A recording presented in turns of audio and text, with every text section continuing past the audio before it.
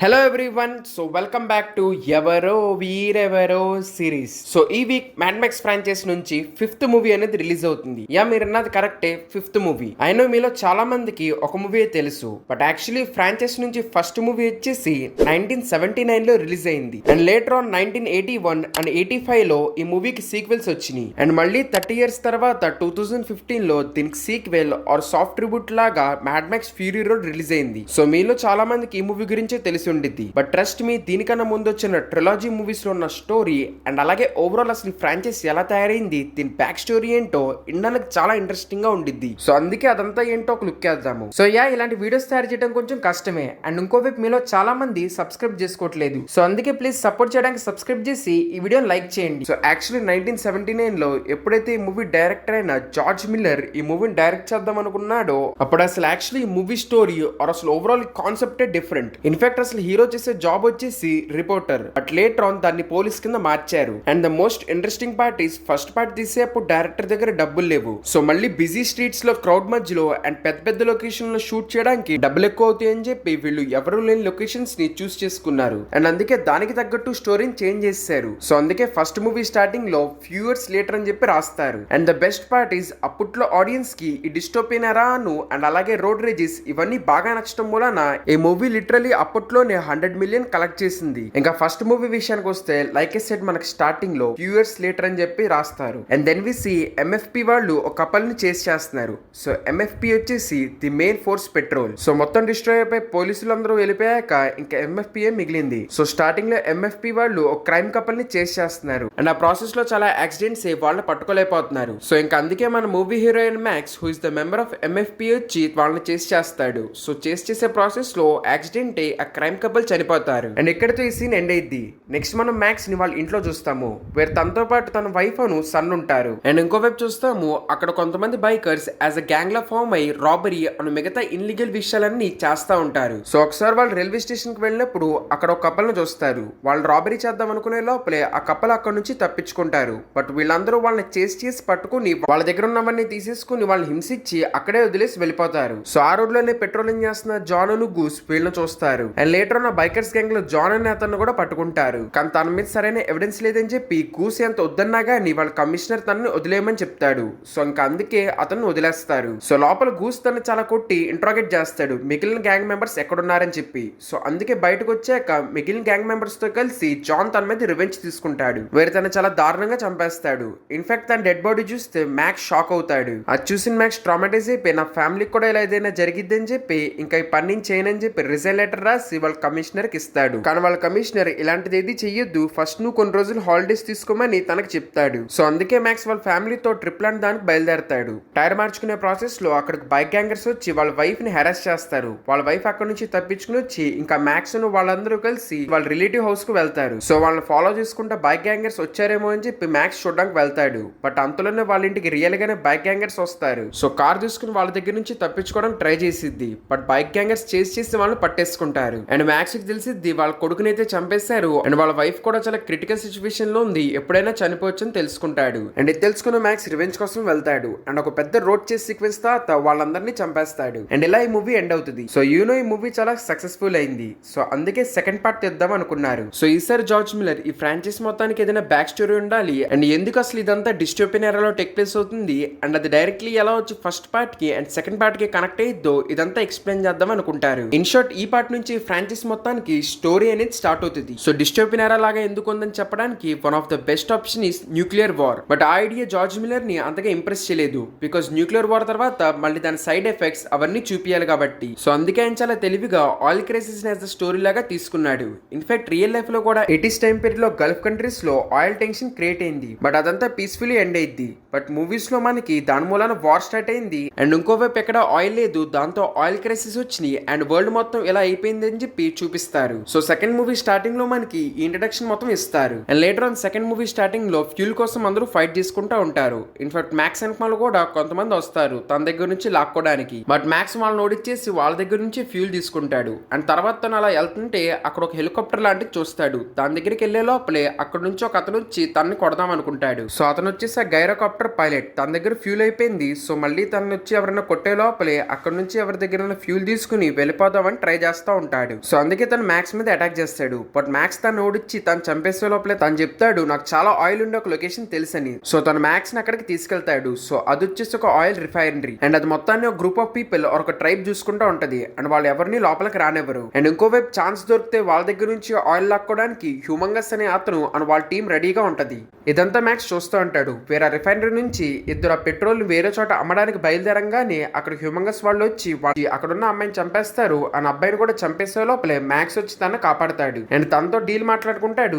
తన గనక మళ్ళీ రిఫైనరీ లోపలికి తీసుకెళ్తే తనకు కావాల్సినంత ఆయిల్ ఇస్తారని. ఆ డీల్ ఒప్పుకుంటాడు. అందుకే మ్యాక్స్ తన లోపలికి తీసుకెళ్తాడు. కానీ ఆ డీల్ చెప్పే లోపలే అతను చచ్చిపోతాడు అండ్ అందుకే వాళ్ళందరూ మ్యాక్స్ ని పట్టుకుంటారు. ఇంకోవైపు హ్యూమంగస్ వచ్చి అక్కడ ఉన్న వాళ్ళందరికీ వార్నింగ్ ఇస్తాడు దట్ వాళ్ళ దగ్గర 24 hours ఉంది. ఈ లోపల రిఫైనరీ అండ్ దాని లోపల ఉన్న ఆయిల్ మొత్తం తనకు అప్పచెప్పాలని, లేకపోతే వాళ్ళ టీమ్ తో కలిసి అటాక్ చేస్తారని చెప్తాడు. సో యాక్చువల్లీ ట్రైబ్ వాళ్ళు కొత్త లొకేషన్ కి వెళ్దాం అనుకుంటారు. బట్ వీళ్ళ దగ్గర ఉన్న ఆయిల్ ట్రాన్స్ఫర్ చేయడానికి వాళ్ళ దగ్గర వెహికల్ లేదు. సో ఆ ఛాన్స్ చూసి మ్యాక్స్ చెప్తాడు నేను యాక్చువల్లీ ఒక ట్రక్ చూశాను, దాంతో మీరు ఈ ఆయిల్ మొత్తాన్ని ట్రాన్స్ఫర్ చేయొచ్చు. సో మీరు కనుక నాకు కావాల్సినంత ఫ్యూల్ ఇస్తే నేను ఎలా ట్రక్ ని తెస్తానని. అండ్ ఈ డీల్ కి ట్రైబ్ వాళ్ళు ఒప్పుకుంటారు. సో అందుకే మ్యాక్స్ ఆ పైలట్ హెల్ప్ తో అక్కడ నుంచి ఆ ట్రక్ ని తెస్తాడు. బట్ అంతలోనే అక్కడికి హ్యూమంగస్ వాళ్ళ టీం వాళ్ళు చూస్తారు అండ్ తను ఆపుదాం అనుకుంటారు. బట్ ఎలాగోలా మ్యాక్స్ లోపలికి వచ్చేస్తాడు అండ్ ఇచ్చేసాక మ్యాక్స్ అక్కడ నుంచి వెళ్ళిపోదాం అనుకుంటాడు. బట్ వాళ్ళేమో తనని హెల్ప్ చేయమని అడుగుతారు. దట్ వాళ్ళందరూ ఒక పారడైస్ కి వెళ్తున్నారు. సో తను కూడా అక్కడికి తీసుకెళ్తామని. బట్ మ్యాక్స్ వినకుండా వెళ్ళిపోతాడు. బట్ అంతలోనే హ్యూమంగస్ వాళ్ళు తన మీద అటాక్ చేస్తారు. కానీ పైలట్ హెల్ప్ తో మళ్ళీ మ్యాక్స్ ని ఎలాగోలా ట్రైబ్ లోకి తెస్తారు. సో వీళ్ళందరూ వేరే లొకేషన్ కి వెళ్ళడానికి బయలుదేరతారు. వేరే మ్యాక్స్ ఆ ట్రక్ ని పానిస్తాడు అండ్ ఇంకో వైపు నుంచి మిగతా ట్రైబ్ వాళ్ళు వెళ్తారు. సో ఈ ట్రక్ వెనక మళ్ళీ పెద్ద రోడ్ చేసి జరిగిద్ది. వేరే హ్యూమంగస్ వాళ్ళ మెంబర్స్ అందరూ మ్యాక్స్ ని అటాక్ చేసి ఆ ఫ్యూల్ తీసుకుందాం అనుకుంటారు. బట్ లేటర్ ఆన్ మనకు తెలిసిద్ది యాక్చువల్ ట్రక్ లో ఉన్న ట్యాంక్ లోపల శాండ్ ఉందని అండ్ ఇంకోవైపు స్కూల్ బస్ లో ఆయిల్ మొత్తాన్ని తీసుకెళ్లిపోయారని. అండ్ ఇలా ఈ మూవీ ఎండ్ అయ్యిద్ది. అండ్ నెక్స్ట్ ఇంకా థర్డ్ పార్ట్ స్టార్టింగ్ లో మనం మ్యాక్స్ ని ఒక డిఫరెంట్ టైప్ ఆఫ్ వెహికల్ ని పానిస్తా చూడొచ్చు. వేరే కార్ ముందు క్యామల్స్ దాన్ని తీసుకెళ్తా ఉంటాయి అండ్ అక్కడికి ఫాదర్ అండ్ సన్ ఒక ఏరోప్లేన్ లాంటి దాంట్లో వచ్చి మ్యాక్స్ వెహికల్ ని దొంగలిచ్చి తీసుకెళ్లిపోతారు. అండ్ ఆ వెహికల్ ని ఫాలో చేసిన మ్యాక్స్ కి అర్థమైద్ది ఆ వెహికల్ ని వాళ్ళు పార్టర్ టౌన్ కి తీసుకెళ్లారు. వేరే అక్కడ మోస్ట్లీ ఒక వస్తువుని వేరే వస్తువుతో తీసుకోగలరు కానీ మనీ ఉండదు. ఇన్ఫాక్ట్ మ్యాక్స్ ని కూడా లోపలికి రానివ్వరు బికాస్ తనకి ట్రేడ్ చేయడానికి ఏ వస్తువు ఉండదు కాబట్టి. కానీ లీడర్ తన స్కిల్స్ చూసాక వాళ్ళ లీడర్ అయిన ఆంటీ ఎంటిటీ తన ఒక టాస్క్ కోసం హైర్ చేస్తుంది. వేరే బార్డర్ టౌన్ లో కరెంట్ కంట్రోల్ చేసే అతను తనకు అపోజిషన్ గా వస్తున్నాడని చెప్పి తన చంపించేయడానికి మ్యాక్స్ ని హైర్ చేసిద్ది. అండ్ అది వచ్చేసి ఇద్దరు మాస్టర్ బ్లాస్టర్. మాస్టర్ అనే అతను తెలివైన అతను తన బ్లాస్టర్ ని కంట్రోల్ చేస్తా ఉంటాడు. సో ఇంకా మ్యాక్స్ ఒప్పుకునే ఫైట్ అనేది చేస్తాడు. వేర్ హీ రియలైజెస్ అసలు బ్లాస్టర్ అనే అతను సైకలాజికలీ చిన్నపిల్లాడని. సో అందుకే తన చంపకుండా వదిలేస్తాడు.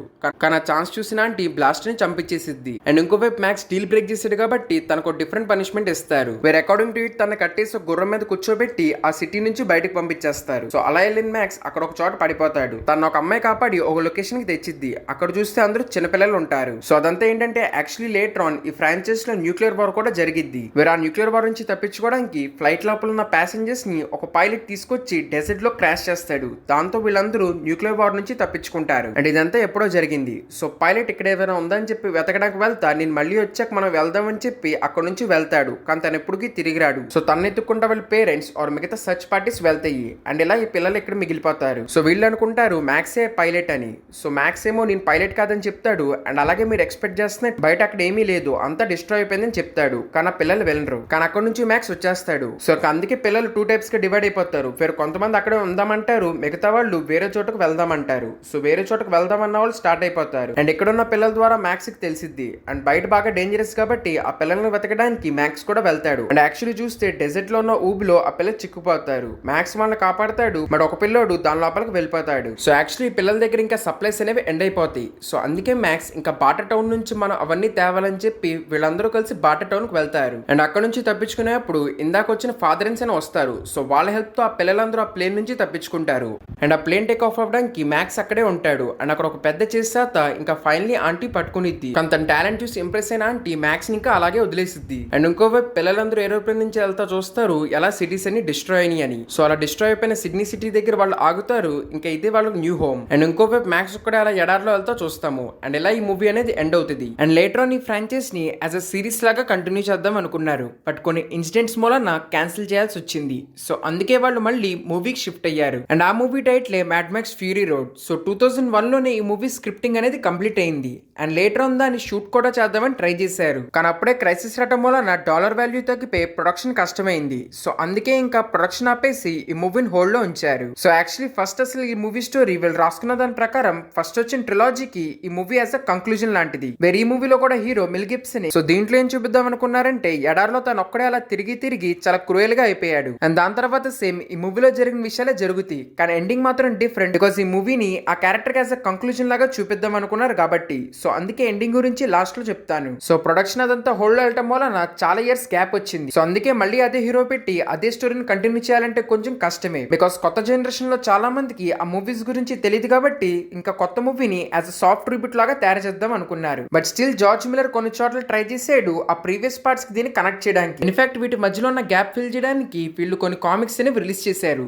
సో వాటిలో చాలా కన్వీనియంట్ గా కొత్త మూవీని పాత మూవీస్ తో కలిపేట్టు చేశారు. సో కొత్త మూవీ స్టార్ట్ చేశాక యాజ్ అ హీరో లాగా హీత్ లెజర్ ని తీసుకున్నారు. బట్ సాడ్లీ ఏం జరిగిందో మీకు తెలుసు. సో ఇంకా అలా ఫైనలీ టామ్ హార్డీని మెయిన్ రోల్ యాజ్ మ్యాక్స్ లాగా తీసుకున్నారు. సో ఇలా 30 years తర్వాత 2015 లో జార్జ్ మిల్లర్ డైరెక్షన్ లోనే Mad Max Fury Road release అయింది. సో ఎడారిలో ఒక్కడే తిరుగుతున్న మ్యాక్స్ ని వార్ బాయ్స్ అనే కొంతమంది పట్టుకుంటారు అండ్ తన కారును తాన్ని ఒక చోటకి తీసుకెళ్తారు. సో ఆ ప్లేస్ ని ఇమ్మోర్టన్ జో అనే అతను కంట్రోల్ చేస్తాడు. సో ఒక్క ప్లేస్ లోనే కొండ మీద వాటర్ ను గ్రీనరీ ఈ రెండు ఉంటాయి అండ్ అక్కడ కింద నార్మల్ హ్యూమన్స్ ఉంటారు అండ్ వాళ్ళకి అప్పుడప్పుడు ఇతను వాటర్ వదులుతా ఉంటాడు. సో ఇతనే మొత్తం కంట్రోల్ చేస్తూ ఉంటాడు అండ్ ఇతని కిందే వార్ బాయ్స్ అనే కొంతమంది పనిచేస్తూ ఉంటారు. సో ఈ వార్ బాయ్స్ కి రేడియేషన్ అని ఎన్నిటి మూలన వాళ్ళ బ్లడ్ అనేది పద్దాగా పాయిజన్ అయిపోతా ఉంటది. సో అందుకే వాళ్ళు పద్దాగా బ్లడ్ ఎక్కించుకోవాలి. సో మ్యాక్స్ బ్లడ్ గ్రూప్ వచ్చేసి ఓ నెగిటివ్ అంటే యూనివర్సల్ డోనర్. సో అందుకే మ్యాక్స్ ని యాజ్ అ బ్లడ్ బ్యాగ్ లాగా వాడుకుంటారు. సో ఆ గ్రూప్ లో నక్స్ అనే అతను మ్యాక్స్ ని యాజ్ అ బ్లడ్ బ్యాగ్ లాగా వాడుకుంటాడు. సో అక్కడ ఫ్యూరియస్ అనే ఒక అమ్మాయి ఈ వార్ బాయ్స్ అందరికీ లీడర్. ఒక రకంగా తన్ని యాజ్ అ చీఫ్ లాగా అనుకోవచ్చు. సో తన జో కొత్త మిషన్ పంపిస్తాడు కానీ వెళ్లాల్సిన రూట్ నుంచి తన వేరే రూట్ కు వెళ్ళిపోద్ది. సో అలా ఎందుకు వెళ్తుందని చెప్పి చూస్తే జోక్ అర్థమైంది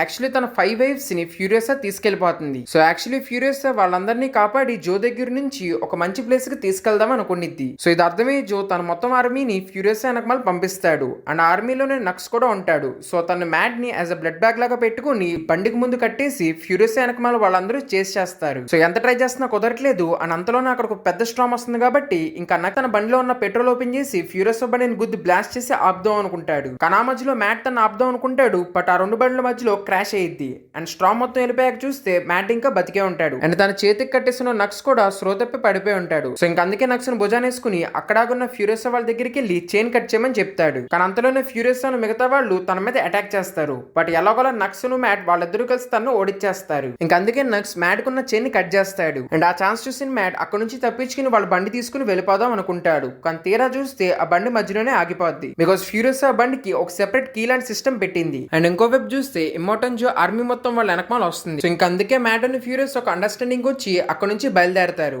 అండ్ దగ్గరలో ఉన్న కొండల దగ్గరికి వెళ్దాం అనుకుంటారు. సో యాక్చువల్లీ ఫ్యూరియస్ ఆ కొండ మీద ఉన్న బైకర్స్ తో ఒక డీల్ మాట్లాడుకునిద్ది తన దగ్గర ఉన్న ఫ్యూల్ ఇస్తే తన వెనకమాల వస్తున్న వాళ్ళని ఆపాలని. కానీ తనకు తెలుసు ఎంతమంది వస్తుంటే వాళ్ళు ఒప్పుకోరని అండ్ అనుకున్నట్టే వాళ్ళు ఒప్పుకోరు. ఇంకోవైపు చూస్తే ఆర్మీ మొత్తం వస్తుంది. సో అందుకే ఇంకా మ్యాక్స్ అండ్ ఫ్యూరియస్ అక్కడ నుంచి బండి స్టార్ట్ చేసి వెళ్ళిపోతారు అండ్ బైకర్స్ కూడా ఇంకా అక్కడ ఉన్న కొండలు పడేస్తారు వాళ్ళని ఆపడానికి. కానీ స్టిల్ జో వాళ్ళు వస్తారు. ఇంకోవైపు బైకర్స్ ని ఎలాగోలా వీళ్ళిద్దరు కలిసి ఆపేస్తారు అండ్ అక్కడ చేస్తున్న జో ఫ్యూరియస్ అని కాల్చబోతాడు. అంతలోనే తన ప్రెగ్నెంట్ వైఫ్ తనకు అడ్డొచ్చిద్ది. ఇంకా తన కాల్చలేక ఆగిపోతాడు అండ్ ఆ చేస్ ప్రాసెస్ లోనే నక్స్ మళ్ళీ వచ్చి వీళ్ళ బండిలో పడతాడు అండ్ ఇంకోవైపు ఈ ప్రాసెస్ లోనే వాళ్ళ వైఫ్ కింద పడిద్ది అని చనిపోద్ది అండ్ తన తొక్కకూడదని చెప్పి బండి పక్క అంటాడు. దాంతో అక్కడికి జో కూడా ఆగిపోతాడు అండ్ వాళ్ళలో ఒక వైఫ్ నక్స్ తో మాట్లాడాక నక్స్ మైండ్ కూడా చేంజ్ అయ్యిద్ది. సో ఇంకా బండి ఆగిపోయినప్పుడు తనే హెల్ప్ చేస్తాడు. ఇంకా అలా వీళ్ళందరూ కలిసి ఒక లొకేషన్ కి వెళ్తారు. సో ఆ ప్లేస్ వచ్చేసి యాక్చువల్లీ ఫ్యూరియస్ చిన్నప్పుడుది అండ్ అక్కడే తను వాళ్ళ మదర్ అను మిగతా వాళ్ళని కలిసిద్ది. సో యాక్చువల్లీ తను చెప్పిద్ది వీళ్ళ గ్రీన్ ప్లేస్ కి తీసుకెళ్లాలని. కానీ ఏం తెలిసిద్దంటే